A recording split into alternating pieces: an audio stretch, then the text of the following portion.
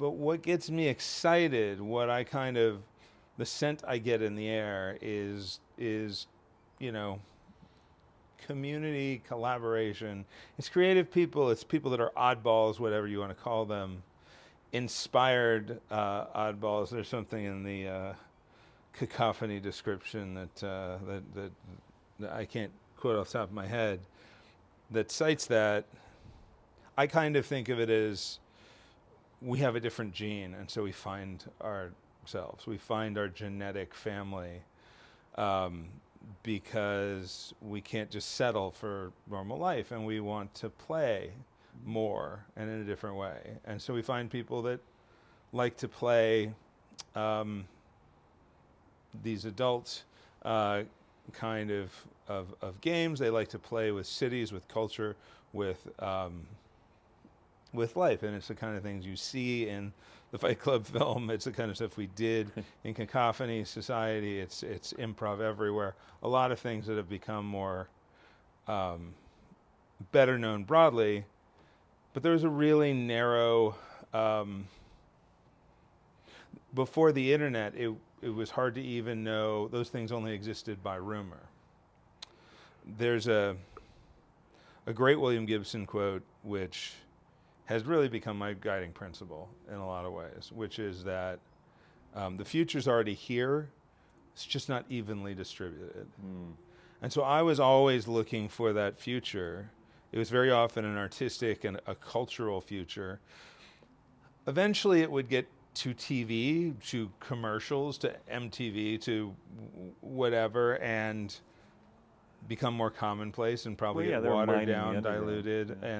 But I knew it when I saw it. It's one of those know it when you see it. And things like, at least at the beginning, things like flash mobs and things like urban exploration and things like SantaCon even are this is an evolutionary step in culture.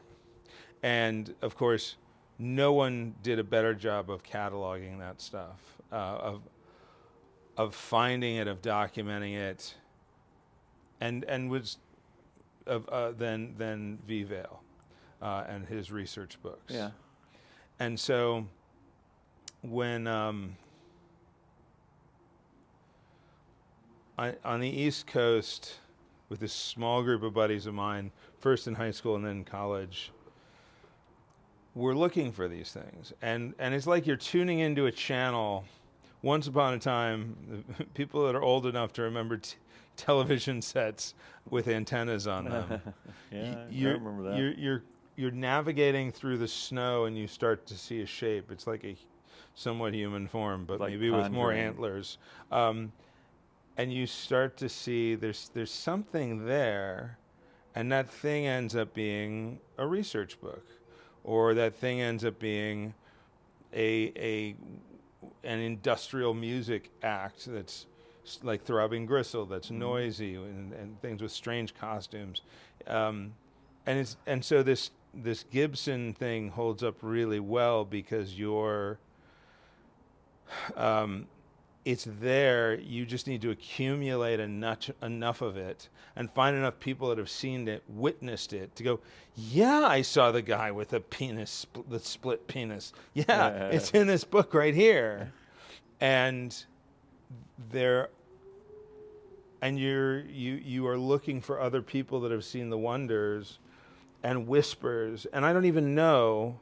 So some things I know where I heard about them first. Those include the internet, by the way. It's like the internet, and there are a few people in your town my town, who are like dialing up with the old style bing bong modems.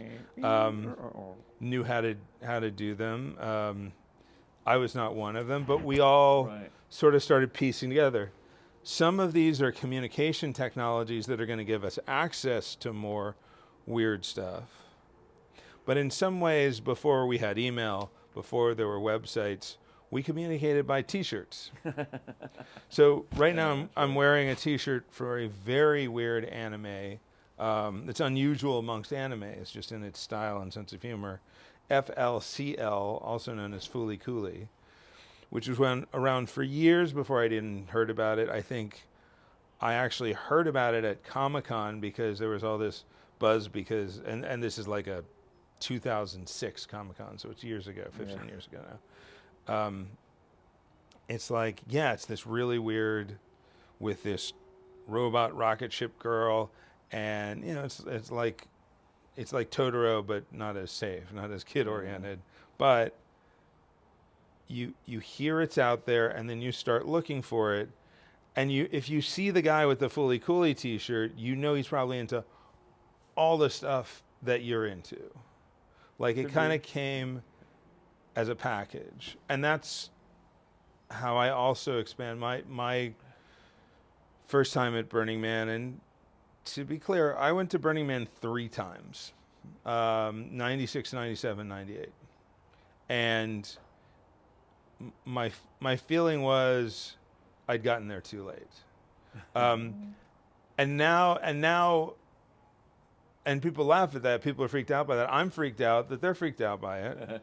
But the big lesson I took away, and I think it's so important for everyone to know, whenever you get there, they will tell you you're too late.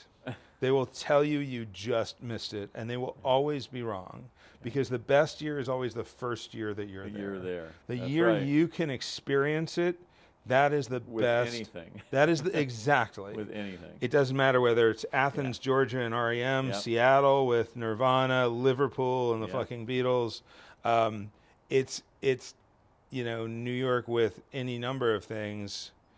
It's your personal experience, and if you're living your life, your personal experience is the best. You experience it, and you have feedback with it. You engage with it. All of your my favorite. I found the question I want to ask people the most increasingly is, how did it meet with your expectations? Because we carry expectations so much longer, and then we engage with something, and it's like, was it what you thought it would be? Well, was it transcendent? Because, we expect these things to be transcendent. I expected when I saw, and I don't mean that in some fluffy sort of way, when you see SRL, you expect it to be the most dangerous, explosive, like coming right at you personally, fiery thing you've ever seen. We are romantic creatures, and we play into these expectations and extremes of things, whether they're in whatever direction. And I think, but that's why in the Suicide Club, one of the main tenets that Gary Warren came up with was to have no expectation. Yeah. And that was an interesting. That was an interesting way to look. And it's impossible for a human to not have expectations. Yeah. Mm-hmm. With that said, to try to move in that direction and to not have expectations or to knock them down, you're much more open to the experience. In other words, like, so people going to Burning Man or whatever, they should just experience what they're experiencing and not worry about old farts like me telling them it was better when I was there, or you telling them it was better when you were there, right? So I like that, but the catch I would put on that is that I don't think we can help but have expectations, but don't have conventional expectations. No. It's like, we can't hear a new sound. Our dreams are always going to be made up of things that we've seen before. Can't help that, right? But is there a way to kind of blank your slate when you are controlling? You're not in a dream state, and just be open to the experience. I think it's somewhat what you're saying. The conventional expectations, because a lot of times I feel like people really do, because they want to. Another thing I've realized is there's a finite set of games that we tend to be playing. And I know there's a whole thing about infinite games and finite games. I'm not referencing that thing at all, because I haven't read it and I don't really get it. What I'm saying is, we make decisions going through life about which games we're going to try and compete on, which ones we're going to stay in on. Right. We bail on trying to be the richest person, the most famous person, or we lower that in our thing. It's like, so how are you doing on the fame game, the sex game, the career game? It's like, have you had the best sex? Are you looking to have better sex? Are you gonna like push every other thing aside to like optimize your, you name it? And but there's a pretty short list, and it's a pretty unimaginative list of of the things that there is. And I met the Cyberbus group, a little bit, well after they were kind of established. So not being there at the kind of beginning, it's a little hard to say. Yeah. But it was at a time when there was a lot of optimism and Burning Man in particular hadn't quite, tricked itself out with a lot of the things from the real world, brought a lot of things from the real world there. So one of the first things I learned about Cyberbus was they had a phone. They had a satellite phone, which meant it was incredibly expensive to use. I don't know how that worked out. But Cyber Sam, who led the Cyberbus, and had painted an old school bus silver, an obvious reference to the Merry Pranksters. So there's definitely a touch of the psychedelic 60s, or more than a touch, more than a drop, going on with Sam and crew. And their psychedelic journey and their transcendent journey was really driven by technology as much or more than anybody that in that scene. I write a bit about them in the Cacophony book, which I don't have a copy of right here, but you'll see later, I'm sure, or you've already seen. And Sam, I mean, I loved Sam because he was just this positive. He was so positive about what technology was doing for us, what the interconnectivity of things were, and about Burning Man. And he had a camp where he not only was, helping people to communicate, he was getting them online so they could email folks back home if they wanted to. He was connecting people in real time. They were making music. They were serving food. And things like making music and serving food are incredibly powerful. They bring people together, and we see that, again and again. And so he was kind of always bringing in the newest technology, and he had this wired up bus. The bus was online, the satellite modem that allowed him to be connected to the internet while he was no one else around. Was at Burning Man, or almost no one else. Yeah, as far as I know, it was the very first thing. And so people would come to see it. It was like a giant phone booth connected to the internet. Right. And I wasn't as enthusiastic about that as he was, because I felt like there was still a good reason to separate these worlds a little bit. But it was definitely going to happen at some point, and there's still people that didn't really know about it. So we were part of this generation, or this wave that came to San Francisco, and of this age in the Bay Area. One of the cutest things about this group of people that I came out here with, and I didn't come out here with Sam, but I think shared this, was my group of like probably 8 or 10 people that I moved out here with from Virginia in pretty close order. We'd often have dinner together, we'd hang out together a lot, and it would be like, I saw a URL on a billboard today. Whoa. So we would like have these check marks like every time something, it's like the shirt event has a URL on it. It's like we touchstone event, yeah. All these things. And this is at a time which most of you will probably not remember, and others of you will wish you didn't remember. Any technology you should not need to be an expert in order to use it. You're not getting a lot of use out of it if you have to understand every aspect about how it works. That's a bad equation. But when the web first started, there's a bunch of extra characters you may know. They designate the protocol that's being used, the hypertext transfer protocol, for instance. and the full address to find the web page you want to look at. Well, in the beginning, in the beginning of the internet, the web crossing over into mainstream culture, in radio and TV, in just conversation, people would say out the entirety of that address, which means they would say HTTP http://www.wired.com. That's stupid.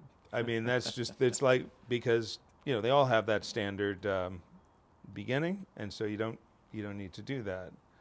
But it was one of the quaint sort of things at the beginning of this. And one of the groups I was with, Bianca's Smut Shack, as we were known, and the Cyberbus group, we were this sort of simplification and normalization force in one of the things we were doing, to say, it's not magic.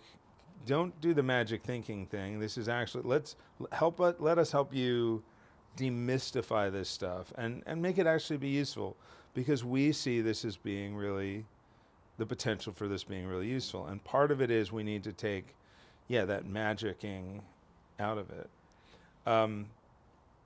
Anything more about the interface between the internet world and through the vehicle of Cyberbus and Bianca's Smut Shack, and how they were used in rural environments like Burning Man or other out of the town events that those people did, because they'd also do other. Well, I went on Cyberbus trips to a couple of them to weird places. Yeah.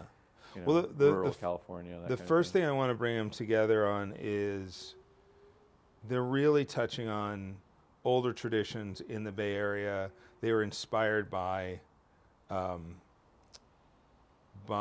Merry Pranksters. They were inspired, who traveled around on a bus before that technology was in there. But Stuart Brand, who was a big part of the Merry Pranksters, and a number of the other people there, they were not anti-technology. They were they did love the land. They were, connected to some natural things, but they were actually embracing technology. The IBM Selectric is the key technology in the Whole Earth catalog being produced. It made it much prettier, much faster to produce. It's really a key to that. And I know both Sam and the founders of Bianca's Smut Shack were very interested in that. Bianca's, I don't think it's a good idea to go into aside about it, but maybe we can do a separate aside. We talked quite a bit about Bianca in the last interview. Okay, good. Yeah. But those guys were coming out of being total computer scientists. Not all of them, but most of them were computer science grad students. Sam and the Cyberbus were more kind of idealist. I mean, I don't know. Idealist is not a word I should use, but they were neo hippies. I mean, I was really surprised, because even the exposure I had in the communities that I was dealing with, the people that were early web people, they were geekier, they were more technology oriented, and I realized what united both the Cyberbus and the Bianca folks and a bunch of other people around it, certainly all the early employers at Wired and Hotwired, who after all were working for Kevin Kelly, Stuart Brand, and John Perry Barlow, who's not only longtime vocalist for the Grateful Dead, really just a genius visionary of what the web could do. He's passed away in the last few years, but he's known as a civil libertarian and idealist on those levels, but he was not, like some people can be, a kind of wide-eyed, just utopian. No. He understood the technology. He understood the complications that came with the technology, and that it wouldn't be that the utopian path. You couldn't just walk off the cliff with Wile E. Coyote. Yeah. You had to actually engineer a bridge to get culture there, and he was a visionary in how to do that. Barlow I have had so much respect new for him. ideas. And I didn't at the time. I didn't at the time. I didn't know anything about him. I was not a Grateful Dead fan. I was nope, not. nor was I. Yeah, I was near to that, and I was more punk than a hippie. But these guys were idealists, but I was an idealist, and there are plenty of punk idealists. Yeah. And I don't know. I'm not the best punk or the best idealist, but I strive every day to be better and better at both, because I think being idealism. I actually I've come to this point where I do think that idealism can allow you to fly off the cliff like Wile E. Coyote, Sure. and sometimes perform a couple miracles on the way back, and I think that it's a miracle. I think some of the technology stuff that we've got, and there's a longer conversation we'd have about this, so this is the very brief version of it. Some of the technology stuff that we have should not have been possible to make. Things like Wikipedia, that level of cooperation with that many people to build something of practical use is not possible. Clay Shirky's books talking about some of that get really into why that is, and it's amazing. And it really, I see, like with a few things, it's like, what's in the tank is idealism, optimism, and some really smart people doing it. It's not a miracle again, but I do believe idealism and things that can inspire idealism, which Burning Man and some other cacophony type things can do, that are, pardon the word, but are transcendent. They can inspire us beyond the banal. I mean, there's so much banal. Yeah. There's so much crap in politics, on TV. Everywhere. We see it every day. Yeah. It's our culture to some degree, banal. Yeah. I mean, Henry Miller pointed that out pretty carefully, like 80 years ago or whatever. Do you ever remember any specific or any stories or specific tales of Cyberbus or Bianca, events or happenings or trips or anything like that you might want to touch on, more like in way of storytelling? I'll think about it, and I'll refer some other folks. I mean, in some ways, Bianca was I think both those groups are more insular. They're contrast to Cacophony. Yeah. In that they're more insular. So in there's some ways, they're crossover. more like Suicide Club. There's crossover in the group. But really the way to think about Bianca is a subset of the people that were working for Wired and for other first-generation websites. Mm-hmm. And that's a larger community that did some incredible stuff. And there are definitely stories like that, which I would want to pull other groups. There were some experiments with communal living that were happening, and with publishing, because a lot of this, it's very strange. These are like neo-hippie, idealist kind of journalists. It's like there's a funny sort of loop that happens, and I say this respect to all my friends who are tangentially related to this loop, because I think they all do it with great reasons. But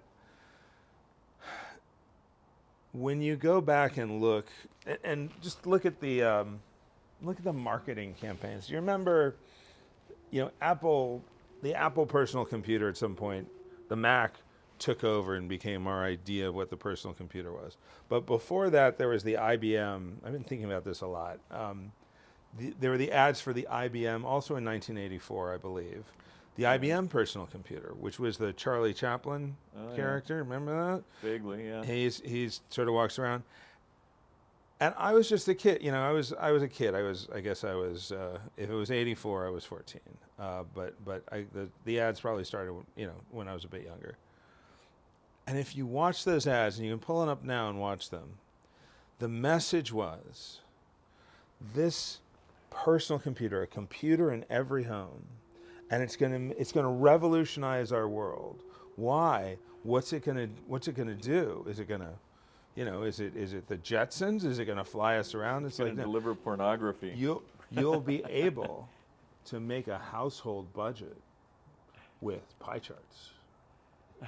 And you'll be able to write a newsletter for your kid's soccer team, and do a telephone tree or what. It's like these were, and that's totally not right. But I think it comes on a trajectory with the Whole Earth Catalog, because I think the Whole Earth Catalog in some ways was saying it's like seize the means of production. If we seize the means of production of media, we can have our own media, and we can even print that media in our homes, because the toughest leg, in some ways they simplify. Well, of course we'll have things to talk about.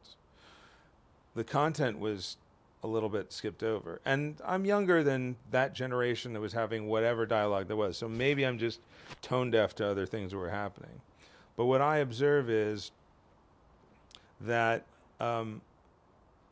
when they then got some of those tools, there wasn't a hell of a lot to say. Some of the tools were okay, color printing of pie charts and everything. But I think, as I said, it's this sort of loop. So I think the next thing that happens, so now, then it's like the web happens, and it's like, okay, we can all have a web page. And there were things like Netscape, and there were a bunch of things. It's like, everybody get a web page. Everybody in GeoCities was the really big one. And with GeoCities, people did really bad web pages. They didn't know anything about web design. It was a bunch of dancing hamsters. Yeah. And it wasn't a huge problem in the world. No one died because we had a bunch of dancing hamsters, but we learned that people can't, snap their fingers and become great web designers, that there's a reason why magazines and, other content, there's a reason why Hunter S. Thompson writes 1 million words before you see one, etc. And so we skip from this personal computer then to GeoCities, and I think that's actually how we get to this social media crap we're dealing with now, is like, we still haven't quite solved but what am I writing about? It's a picture of my food, but, and it has its moments, it has its little things that can be useful. In real time, we can talk about, there's a fire on my block or something like that. That can be useful. How do these technologies relate to like these groups that we're talking about and that you were involved in? Mm-hmm. You know what I mean? How they like incidents or specific ways that they related to, like how did Sam and the cyber crew use these technologies for events? Yeah. So some of these, I'm honored because some of these people that I worked with, played with really, are incredibly important pioneers in the technology and the content. And I'll point you to one guy. He's one of the guys I admire the most in the tech world. His name is Brian Behlendorf. And 3 things about Brian. I said, hey, we've got the technology, but there's not really the content. I think what you really need is you need the technology. And Whole Earth Catalog did it all. They had the technology of this desktop publishing with, with the fancy typewriter. Yeah. They had the content because they had some brilliant people, and they'd been publishing magazines for years. So technology, content, and they had community. They had a local community who connected in person, and they had a community that was corresponding and we're really interested in each other. So that's great. So the internet can do that too. Brian is a very serious computer scientist, and he built the the basic way the web works is that you've got a web server that's putting pages up, and you've got your web browser like Firefox or Chrome, where you say, hey, can I have that web page I've been hearing about? And it downloads the web page and shows you what it looks like.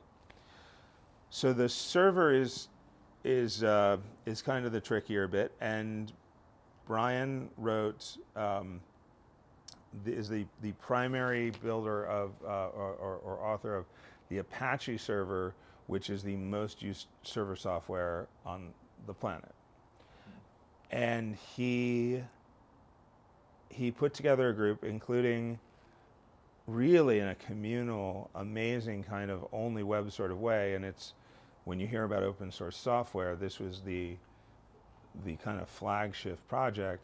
Like, they looked around and suddenly they were like, oh, I guess we have to become a company now because everyone's using our software and we can't cash these checks that we don't really want, but they keep giving them to us. Literally, he's got stories like this. And so they were in it to connect people, to create more community, and frankly, to solve the technology problems they found interesting. And Brian's up here, and he's been involved in a lot of things. He also happens to be on the EFF's board. And has started tons of companies, done lots and lots of things. So the other thing that he always did, though, the other piece of technology, was mailing lists, listservs, as we call them. And I talk about this in the Cacophony book as well, how we transitioned from Rough Draft, which was an awesome zine, style version of communicating. Paper mail in the mail. Yeah, to the a la Craigslist or Scott Beale's Alpha Squids list, the Burning Man email list, and you just can't go back because it's immediate. There are all of these attributes that communicating that way has. Technology that everyone adopted. They adopted it, and it was truly useful to them. There was no doubt that it was useful to them. Yeah. So would you say that some of the uses, I mean, so like these underground events in San Francisco and these groups that we were involved in, it sounds like some of the people who were primary, at least instrumental in bringing these technologies out, had knowledge of or were inspired by in some way, or maybe even involved in some capacity in some of this underground event stuff going on that we were involved in? Because that's been my contention. Yeah, I definitely. I didn't know a lot of the internet people. I didn't know a lot of the tech people. I mean, I knew John Gilmore for I don't know, 6 or 7 years before I knew he was a computer. He did anything in computers. I knew him from climbing in buildings and stuff. Yeah. So. Well, and so the question I would reflect back to you, because it directly connects to Brian, and I'm frankly curious, is the rave scene. Sure. So the key group, a couple of the key mailing lists that Brian maintained, there was an LA Raves and an SF Raves list that were helping make culture happen, community happen, helping connect people to events. You signed up, and then you would know as soon as something would happen. And you would also, a lot of times there'd be this overlap where you would be, and there's also an SRL show that's happening. The same people that like the raves in San Francisco will want to know there's an SRL show. Yeah. They're on the same list. Yeah. So my question for you, because there are, John, is because there are similarities and similar needs for secrecy and for ways the raves, they're going out in fields and going out in like abandoned buildings and stuff and doing raves back in the earlier days, and they were illegal events. That was a similar thing. Some of the punk events were as well, and that was a similar thing at Cacophony and earlier iterations.